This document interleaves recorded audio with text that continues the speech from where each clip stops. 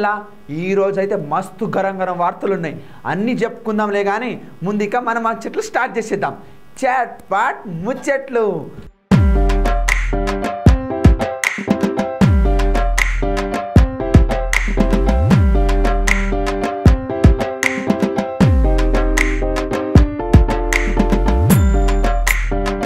ముందు చూడండి ముఖ్యాంశాలు. పరీక్షల కోసం పడరాని పాటలు తగలబెట్టిర్రు పాటలు. ఉధృతమవుతున్న ఉద్యమం కనీస సౌలతులే వీరి లక్ష్యం. సికింద్రాబాద్లో ఉద్యమం ఏంటి అని తెలుసుకోవడానికి పోయిన కల్పనక్క. దాతలు వస్తేనే అభివృద్ధి, మరి ప్రభుత్వం ఉన్నది దేనికి? ఒకరైతే దొరికిర్రు, మరి పోయిన వాళ్ళందరూ ఎటుపోయిర్రు? ఇక చెప్పుకునేది ముందంటే మనము చల్లగా బతుకుతున్నామన్నా చల్లగా పడుకుంటున్నామన్నా చెప్పుకోవాల్సింది ఆర్మీ వాళ్ళ గురించి. ఎందుకంటే వాళ్ళు సరిహద్దులో ఉంటేనే మనకు రక్షణ జరుగుతూ ఉంటుంది. కానీ ఆర్మీలో వెళ్ళాలని చెప్పేసి చాలామంది పిల్లల కోరిక ఉంటుంది, ఒక కళ ఉంటుంది. కానీ లేనిపోని సంత తెచ్చేసి మన కేంద్ర ప్రభుత్వం చేసిన దానికి ఈరోజు అయితే సికింద్రాబాద్లో హల్చల్. అసలు ఏమైందంటారా? ఇగో ఇది కథ.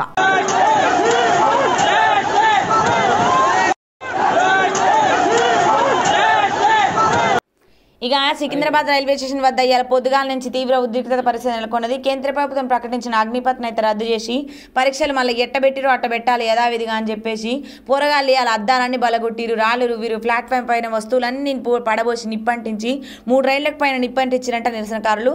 అలాగే 25 బైకులు దగ్గర. దీంతో రైల్వే స్టేషన్లో విద్యుత్ మొత్తం సరఫరా నిలివేసిరంట. తీవ్ర నిరసన ఉద్రిక్తత ఆందోళన మధ్యలో పోలీసులు అయితే 15 రౌండ్లకు పైన కాల్పులు జరిపిరంట నిరసనకారుల. తర్వాత స్టేషన్ బయటలో వచ్చి అక్కడున్న బస్సులను రైళ్లపై అన్ని ధ్వంసం చేసుకుంటూ కూర్చురంట పోరగాళ్ళు. మరి చాలా అలా ముచ్చటేందో తీసిపాడుగా రాత్రి ఇంకా మీ మీద పడకుండా ఉంటారు ఆ పోరగాళ్ళు కూడా.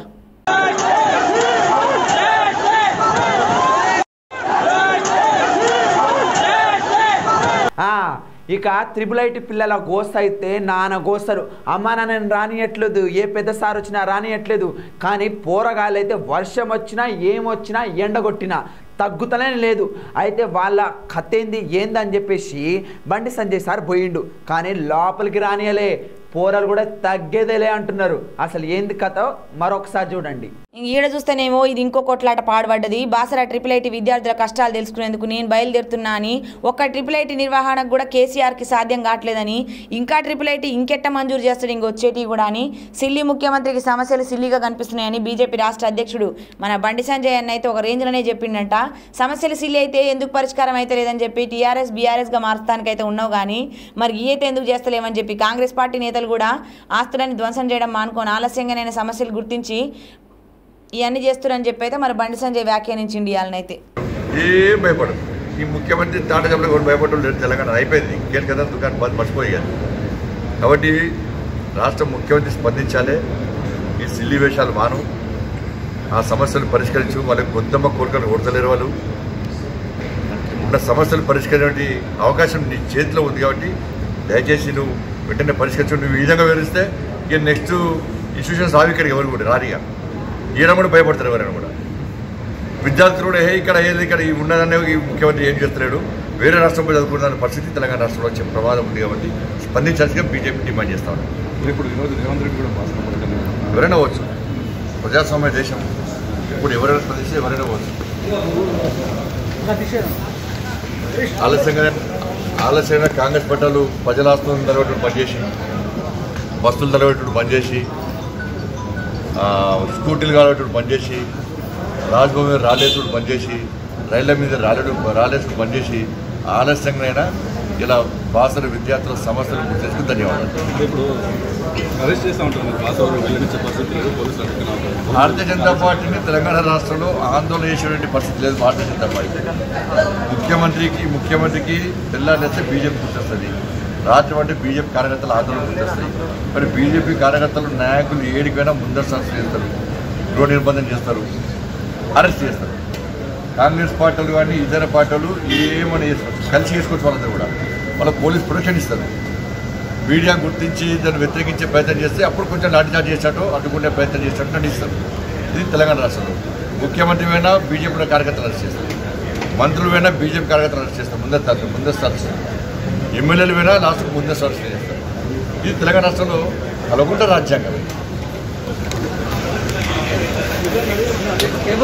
ఇక నేను మీతో పాటు ఏంది ఆ కథ అనేది నేను చూస్తా. అక్క మాత్రము ఈరోజు అసలు ఏం జరిగింది, ఆ గొడవ ఏందని చెప్పి సికింద్రాబాద్ పోయింది.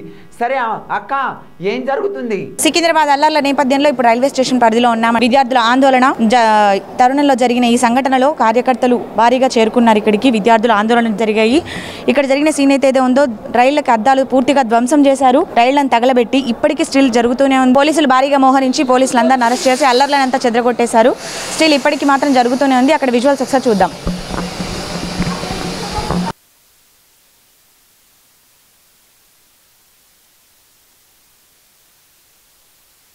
మేడం ఇంతకుముందు హక్కింపేట ర్యాలీ కొట్టినాం మేడం. అయితే ఎగ్జామ్ పెడతా అని 4-5 టైమ్స్ పోస్ట్ పోన్ చేసారు మేడం. ఇప్పుడు వరకు 4 టైమ్స్ పోస్ట్ పోన్ చేసారు. మొన్న రీసెంట్గా ఈ మంత్ జూన్ ఎండింగ్లో పెడతా అని చెప్పాడు. 4 years బ్యాక్ అని ప్రైవేట్ సంస్థ పెట్టారు మేడం ఆర్మీలో. ఇప్పటి వరకు మాకు జాబ్లు లేవు. ఎగ్జామ్ క్వాలిఫై రన్నింగ్ అయినా మా మెడికల్ ఎంత అయింది, ఎగ్జామ్ పెట్టడానికి ఇప్పటి వరకు ఎవరు ముందరికి వస్తలేరు మేడం. ఎగ్జామ్ పెట్టమన్నా మాకు పోస్ట్ పోన్ల మీద పోస్ట్ పోన్ చెప్తారు. అయితే మొన్న మన పిఓడి చేసిర్రు. మొత్తానికి ర్యాలీ కొట్టిన వాళ్ళు మొత్తం క్యాన్సల్. మళ్ళీ ప్లస్ ఎగ్జామ్ కానీ క్యాన్సల్. ఎగ్జామ్ లేదు, ఏం లేదు, భర్తీ లేదు అనుకుంటా చెప్తున్నారు మేడం. మనం ఇవన్నీ చేసినప్పుడు మీకు పర్మిషన్ ఇచ్చారా? ఇక్కడ ఇలా చేయాలి అనే పర్మిషన్ కూడా ఏం రాలేదు మేడం. దేనికి మేము కార్యకర్తలు కాదు మేడం. మాకు ఏ రాజకీయంతో సంబంధం లేదు. కేవలం మేము ఆ ఎగ్జామ్ కోసం మాత్రమే పోరాటం చేస్తున్నాం. Only army aspirants. ఆ ఎగ్జామ్ కోసం మాత్రమే మేము పోరాటం చేస్తున్నాం. 2020 పొద్దున్న నుంచి మేము ఇక్కడ ఉన్నాం. చూస్తున్నారు, ట్రైన్లు మొత్తం కాలబెట్టారు. ఎందుకంటే పోలీస్ యాక్షన్ తీసుకున్నది. అందుకే ఒకటి చనిపోయిండు. ఎవరికంటే మీ మీడియాకి ఎవరికి తెలియదు. వెనక గేట్ నుంచి తీసుకోపోయారు. ఒకటి చనిపోయింది. ఇద్దరు గాయాలు ఉన్నారు. ఎవరు రెస్పాన్సిబుల్? ఎవరు? టీఆర్ఎస్ లేకపోతే బీజేపీ? ముందు మీ మీద పోలీసులు దాడి చేశారా? మీరు స్టార్ట్ చేశారు, మీరే కాలబెట్టారు అని చెప్పేసి చెప్తున్నారు. కాదు, మేము వచ్చినాం, మేము శాంతిగా చేస్తున్నాం, మేము కూర్చున్నాం. స్టార్ట్ చేస్తారు ఫైరింగ్. ఎందుకు స్టార్ట్ చేస్తారు? స్టూడెంట్స్ మీద 21 years బిలో ఉన్నారు అందరు ఇక్కడ. ఏజ్ 21 years మీద ఫైర్ చేస్తారా? మేమేమైనా టెర్రరిస్టా? మేము ఒక రాజులు అనుకుంటారా? ఇదేనా మీ డిమాండ్ ఏంటి? అసలు మీ డిమాండ్ ఏంటి? రెండు డిమాండ్లు. ఈఓడి క్యాన్సల్, సిడబ్ల్ఈ ఎగ్జామ్ కండక్ట్ చేయాలి, కామన్ ఎంట్రన్స్ ఎగ్జామ్ కండక్ట్ చేయాలి, which was held in 2021 5th of March. Medically fit, physically fit. ఇప్పుడు రిటర్న్కి వచ్చింది. రిటర్న్కి ఇస్తే మేము చెప్పాం. సరే 1 month 2 months 5 months అంటారు, వెయిట్ చేపిస్తారు. 1.5 year वेट చేపించి ఒకటేసారి వచ్చి अग्निपथ मोदी जी వచ్చి अग्निपथ आ गया, अब हम कुछ नहीं कर सकते, एग्जाम रद्द हो गया. मजाक चल रहा? मतलब ये बच्चे पागल हैं, उनके पेरेंट्स पागल हैं. सुबह 4 बजे उठ के हम लोग ट्रेनिंग करते, మార్నింగ్ 4 o'clock లేచి మొత్తం గ్రౌండ్. ఇక ఇది సారు మీరు కాల్పులు జరగరారు, ఇదెందు ఒక నిండు ప్రాణం పోయింది. ఇక మీరైతే తొందరగా తెచ్చిన సిస్టమ్ని అయితే పోగొట్టండి. తొందరగా పిల్లలకు పరీక్ష అంటే పెట్టి ఆర్మీలో తీసుకోండి. ఎందుకు చెప్పండి? వాళ్ళ ప్రాణాలు పోయినా కానీ ఆర్మీలో వచ్చి చేరుతామని ఎంతో ఆసక్తిగా ఉన్నారు. కానీ ఆర్మీలో పోకుండానే ఈరోజు ఒక ప్రాణం పోయింది. ఇది మీరు ఆలోచించాల్సిన విషయం. బీజేపీ కానివ్వండి, టీఆర్ఎస్ కానివ్వండి, ఏదైనా కానివ్వండి, కేంద్ర ప్రభుత్వం తొందరగా తీసుకోవాల్సిన నిర్ణయం ఈ ఉద్యమం ఎలాగైనా ఆపేసి పిల్లల ప్రాణాన్ని కాపాడండి. వాళ్ళు ఆర్మీలో వెళ్ళి చావాలనుకుంటున్నారు కానీ ఇలా ఉద్యమం చేసి ఎవరు చావాలనుకోవట్లేదు. మన దేశ రక్షణే ముందు మనకు. కాబట్టి ఆసక్తి ఉన్న ప్రతి ఒక్కరు ఆర్మీలోకి వెళ్ళేలా మీరు తొందరగా సదుపాయాలు కల్పించండి. ఇది గమ్మత్తు వార్త అంటే గమ్మత్తు. ఇక ఉదాహరణకు మనం ఒక షాప్ నడుపుతాం. ఆ షాపు ఎవరైనా ఉంటే మన షాపు మనమే డబ్బులు పెట్టి నడుపుకుంటాం. ఇక వేరే వాళ్ళు వచ్చి చేస్తేనే మేము షాప్ నడుపుతామంటే కుదురుతుందా? ఇక మన పొలం ఉంటుంది, వ్యవసాయం చేయాలంటే మనమే అప్పులు గిప్పులు తెచ్చుకొని ఎట్లా అట్లా కష్టపడి మన పొలం మనం చేసుకోవాలి. కానీ వేరే వాడు వచ్చి నువ్వు పొలం చేయమంటేనే చేయమంటే ఎట్లా చేస్తాం? ఇక ఇట్లాంటి కథే ఉంది మన సవితా ఇంద్రారెడ్డి గారిది కూడా. ఏందా ఇగో గిది. ఇక ప్రభుత్వ స్కూళ్ళని వేరే వాళ్ళు వచ్చి అభివృద్ధి చేయాలంట. మరి ప్రభుత్వం ఉన్నది దేనికి? మన ఉప్పల్ నియోజకవర్గము హబ్సిగూడలోని జడ్పీ హైస్కూల్లో Gemini edibles fats India limited వారి నిధుల సహకారంతో నిర్మించినట్టు అదనపు తరగతి గదులు. ఈ తరగతి గదులను మన మంత్రులు సబితా ఇంద్రారెడ్డి మేడము, మల్లారెడ్డి సార్ కలిసి ప్రారంభించలట. ఈ సందర్భంగా మంత్రి సబితారెడ్డి మాట్లాడుతూ, ఇట్లనే మీరు చదువుకున్న స్కూల్ అభివృద్ధి చెందాలంటే దాతలు ముందుకొచ్చి ఎంతో కొంత సహాయం చేయాలనేసి మన మంత్రులు చెప్పుకొచ్చిలట. ఇక ఈ కార్యక్రమంలో Uppal MLA Bethi Subhash Reddy sir, GHMC కార్పొరేటర్లు కూడా పాల్గొన్నారట.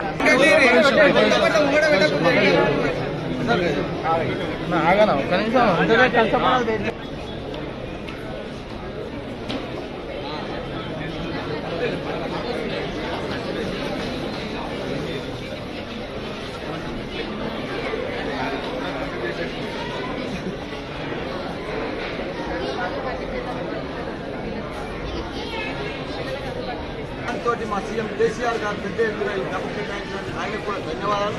ఏది ఏమైనా చూస్తున్నాం, ఈరోజు పోటీ ప్రపంచం. ఈ పోటీ ప్రపంచంలో మన పిల్లలు గెలవాలంటే, మన పిల్లలు మనం ముందుండాలంటే తప్పకుండా వాళ్ళకి ఇంగ్లీష్ మీడియం కూడా ఉండాలని చెప్పి పెద్ద ఎత్తున 1వ తరగతి నుంచి 8వ తరగతి దాకా కూడా ఈసారి సండే ఇంగ్లీష్ మీడియం కూడా క్లాసులు కూడా స్టార్ట్ చేసినందుకు సార్కు, సీఎం గారికి, మన విద్యాశాఖ మంత్రివర్గానికి కూడా ధన్యవాదాలు. ఎందుకంటే రాబోయే రోజుల్లో ఇప్పటికే మన తెలంగాణ రాష్ట్రం అన్నింటిలో కూడా ముందున్నది. ఇప్పుడు కూడా ఇంగ్లీష్ మీడియం తోటి సహా మన తెలంగాణ రాష్ట్రం ప్రతి కూడా దేశంలోనే 28 రాష్ట్రాలలో నంబర్ 1 రాష్ట్రంగా కూడా మన తెలంగాణ అవుతుంది, కాబోతున్నది. మన హైదరాబాద్ కూడా జై తెలంగాణ, జై కేసీఆర్. ఇక కిడ్నాప్ అయిన వాళ్ళను ఎన్ని రోజులు దొరుకుతారో మనకే ఎరకుండదు. పోలీసుల చుట్టూ తిరిగి తిరిగి అయ్యా నా కొడుకు, తండ్రి నా కొడుకు అని చెప్పేసి వాళ్ళ కాళ్ళు చేతులు పట్టుకున్న సంవత్సరానికో లేకపోతే ఇంకో సంవత్సరానికో నెలకో 6 నెలలకో అట్లా పట్టుకొని వస్తారు. ఇక కొందరైతే ఎటు పోయిరో కూడా తెలియదు, సచ్చిరా బతికిరా అని చెప్పేసి కూడా మనకు అర్థం కాదు. కానీ ఒక పిల్లని మాత్రం 24 గంటల్లోనే పట్టుకున్నారు మన పోలీసు అన్నాడు. అది ఇంకా తెలియదు, ఫర్దర్ ఇన్వెస్టిగేషన్ మనకు తెలుస్తుంది. ఎంక్వైరీ చేసుకుని కోర్టులో సబ్మిట్ చేసి పోలీస్ కస్టడీ తీసుకొని ఫర్దర్ ఎంక్వైరీ చేస్తే విల్ గెట్. హైదరాబాద్లో నాంపల్లి పోలీస్ స్టేషన్ కాడియాలో ఒక వింత అయితే జరిగింది. మరి 2.5 సంవత్సరాల పిల్లనంట కిడ్నాప్ చేసిరంట. ఎమ్మటే వాళ్ళ అమ్మ పోయి జర ఫిర్యాదు చేయంగానే రంగంలోకి దిగిన పోలీస్ అన్నలు అయితే ఒక రేంజ్లోనే సీసీ కెమెరాలని పరిశీలించి నిందితుడిని రాజేంద్రనగర్ దగ్గరలోనే పట్టుకున్నారంట. పోలీసు వాళ్ళందరినీ మాత్రం చాకచక్యంగా వ్యవహరించిన పోలీసులందరినీ మాత్రం వాళ్ళ పెద్దసార్లు అందరూ అభినందించారంటల్లా. నమస్కారం. 13వ తారీఖున రాత్రి సుమారు 9:30 గంటలకు ఒక 2.5 ఏళ్ల పాప కిడ్నాప్ జరిగింది. ఆ పాప వాళ్ళ మదరు వెంటనే పోలీస్ స్టేషన్కి అప్రోచ్ అయ్యి కంప్లైంట్ ఇవ్వడంతో ఒక స్పెషల్ టీం ఫామ్ చేయడం జరిగింది.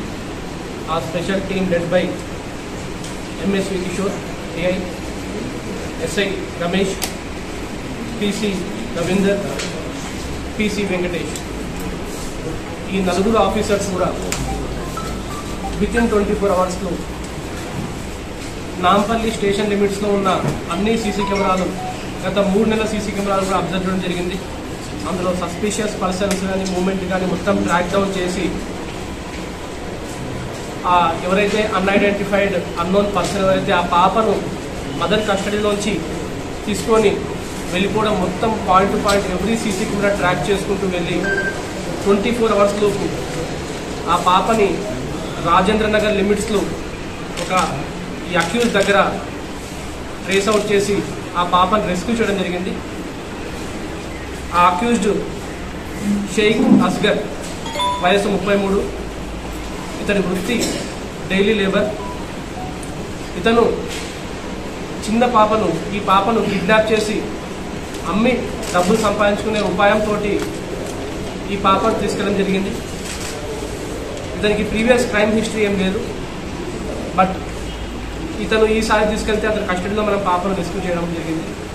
సో ఇంత అద్భుతమైన ప్రతిభ కనబరిచి పాప మిస్ అయిన, కిడ్నాప్ అయిన 24 గంటలలోపు పాపను తిరిగి వారి మదర్ కస్టడీకి చేర్చిన స్పెషల్ టీమ్ని పేరు పేరుగా ధన్యవాదాలు చెప్తా ఉన్నాను. Good job done. అండ్ ఆ అక్యూజ్ కూడా ఇప్పుడు మీ ముందు ప్రవేశపెడతాము. అండ్ ఆ బేబీ గర్ల్ని కూడా ఆ మదర్కి ఈ సమక్షంలో అప్పచెప్పడం జరుగుతుంది.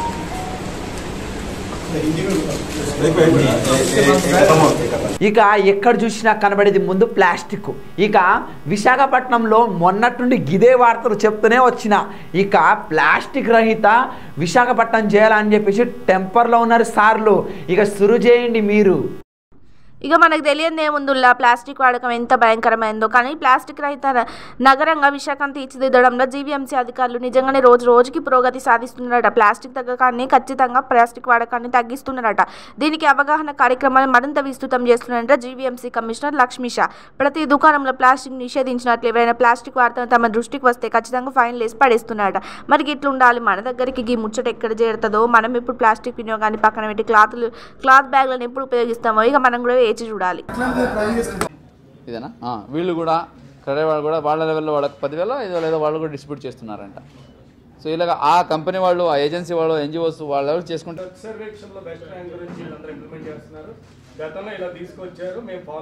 గత 10-15 రోజుల్లో మన నగరంలో ప్లాస్టిక్ బ్యాన్ గురించి క్యాంపెయిన్ జరుగుతూ ఉంది. దానికి మొదటగా మీ అందరికీ ధన్యవాదాలు తెలియజేయాలి. మీ అందరూ మంచి సహకారము, అలాగే ఆ మెసేజ్ని చాలా చక్కగా సొసైటీలో ప్రతి ఒక్కరికి చేరుకునేలాగా తీసుకెళ్లారు. దానికి ముఖ్యంగా మీడియా మిత్రులందరికీ మొదటగానే ధన్యవాదాలు తెలియజేస్తూ ఉన్నాను.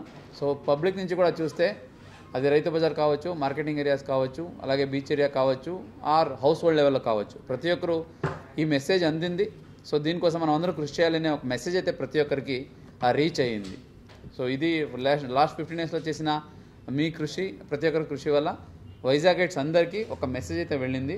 ఎస్, మనం ప్లాస్టిక్ బ్యాన్ చేయాలి, ప్లాస్టిక్ మన భవిష్యత్తుకి పెనుముప్పుగా మారుతుంది కాబట్టి ఇప్పుడే మనము జాగ్రత్తగా దాన్ని తగ్గించుకుంటే భవిష్యత్తు బాగుంటుందనే మెసేజ్ అయితే అందరికీ వెళ్ళింది. దీనికి ప్రతి ఒక్కరికి ధన్యవాదాలు తెలియజేస్తూ ఉన్నాను. ఇంకా next what is next steps, ఎలాగ మనం ఈ క్యాంపెయిన్ ముందుకు తీసుకెళ్ళాలి అని వర్కౌట్ చేసుకోవడానికి మీ ద్వారా ప్రతి ఒక్కరికి తెలియజేయడానికి ఈ ఒక ప్రెస్ మీట్ పిలవడం జరిగింది. ఇప్పుడు మెయిన్లీ ప్లాస్టిక్ దగ్గర ఉన్న 40,000 మంది ట్రేడ్ లైసెన్స్కి కూడా మ్యాండేటరీ చేయబోతున్నాము. ఆ స్టిక్కర్ కనుక లేదంటే షాప్ కూడా క్లోజ్ చేసే స్థాయికి వెళ్తాము. So it is the responsibility, వచ్చే వాళ్ళకి దాని గురించి తెలియచేయాలి. ఆ స్టిక్కర్ వేసి వాళ్ళు కూడా దానికి బౌండ్ డౌన్ అయ్యి ఉండాలి. దిస్ స్టిక్కర్ కంపల్సరీగా ప్రతి షాప్ ముందు మ్యాండేటరీగా వేయాలి. ఇన్ని రోజు జస్ట్ మీరు వేయండి అని చెప్పాము, కొంతమంది వేసుకున్నారు, కొంతమంది వేసుకోలేదు. ఇకపైన ఇది ఎన్ఫోర్స్ చేయబోతున్నాము. ఇది కనుక లేకుండా ఏదైనా ట్రేడ్ లైసెన్స్ వాళ్ళు ఉంటే so shops will be closed. So దీనికి ప్రతి ఒక్కరు సహకరించాలని మీ ద్వారా అందరినీ కోరుతున్నాము. సో దీన్ని అన్ని ప్రింటర్స్ దగ్గర ఇది నమూనా ఇవ్వడం జరిగింది. అన్ని ప్రింటర్స్ దగ్గర ఈ నమూనా ఉంది. వాళ్ళకి కావాల్సిన సైజు కావాలంటే వాళ్ళ కంపెనీ పేరు కూడా వేసుకొని, వాళ్ళ షాప్ పేరు కూడా వేసుకోవచ్చు. కాబట్టి దయచేసి ప్రతి ఒక్క షాప్స్ వాళ్ళు ఇది పాటించాలి. రెండోది, షాప్లో ఇచ్చే సరుకుల్ని కంపల్సరీగా క్లాత్ బ్యాగ్ లేదా పేపర్ బ్యాగ్లో ఇవ్వాలి తప్ప పాలిథిన్ బ్యాగ్లో ఇవ్వడానికి లేదు. ఇది చాలా వరకు ఆల్రెడీ అందరూ అర్థం చేసుకున్నారు, ఎవరు ఇవ్వట్లేదు. ఇన్ కేస్ ఎవరైనా ఇప్పటివరకు పొరపాటున ఇస్తుంటే ఇకపైన దయచేసి స్టాప్ చేయండి అని రిక్వెస్ట్ చేస్తున్నాను. అలాగే పబ్లిక్ కూడా షాప్కి వెళ్తున్నప్పుడు పాలిథిన్ బ్యాగ్ చేతిలో పట్టుకెళ్ళడము, పాలిథిన్ బ్యాగ్లోనే వేసుకురావడం దయచేసి చేయకండి. క్లాత్ బ్యాగు, పేపర్ బ్యాగ్ వాడండి. ఇది కూడా పబ్లిక్ కూడా ఇది కంపల్సరీగా పాటించాల్సిన అవసరం ఉంటుంది. ఇదే కాకుండా ఇది లాస్ట్ టైం కూడా చెప్పుకున్నాము, ఆటోస్ అలాగే ట్యాక్సీస్ మీద కూడా ఇటువంటి స్టిక్కర్, అంటే షాప్కి వెళ్తున్నారా అయితే క్లాత్ బ్యాగ్ పట్టుకెళ్ళండి అని స్టిక్కర్స్ కూడా మనం ఇస్తున్నాము. ఇది కూడా అందరూ షాప్స్ దగ్గర అన్ని దగ్గర వేసుకోవాలని, అలాగే వెహికల్స్ మీద కూడా ఇది వేయడానికి సహకరించాలని కోరుతూ ఉన్నాను. ఇంకా ఇది ఒక క్యాంపెయిన్లకు తీసుకెళ్ళడానికి ఇప్పటివరకు అఫీషియల్స్ ద్వారా, మీడియా మిత్రుల ద్వారా చాలా వరకు రీచ్ అయ్యాము. ఇదే కాకుండా now NGOs, residential welfare associations, అలాగే వేరే సంస్థలు వీళ్ళు ముందుకు రావాలని, అలాగే ఇండివిజువల్స్ చాలామంది ఇంట్రెస్టెడ్గా ఇండివిజువల్స్ ఉన్నారు సిటీలో. వీళ్ళకి ఒక కాంపిటీషన్ పెట్టబోతున్నాము. ఏం కాంపిటీషన్?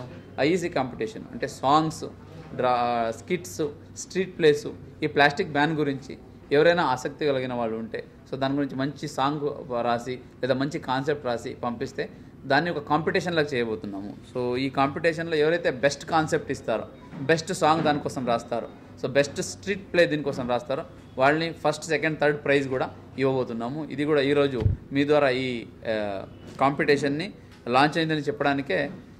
ఇక ఈ రోజు ఉన్న ముచ్చట్లన్నీ ఇవి. మీరు కూడా మంచిగా చూసి మంచి 4 ముక్కలు నేర్చుకున్నారని అనుకుంటా. ఇక రేపు మళ్ళీ ఇంకా కొన్ని ముచ్చట్లతో మళ్ళీ వస్తా. అప్పటి వరకు శనార్థాలు.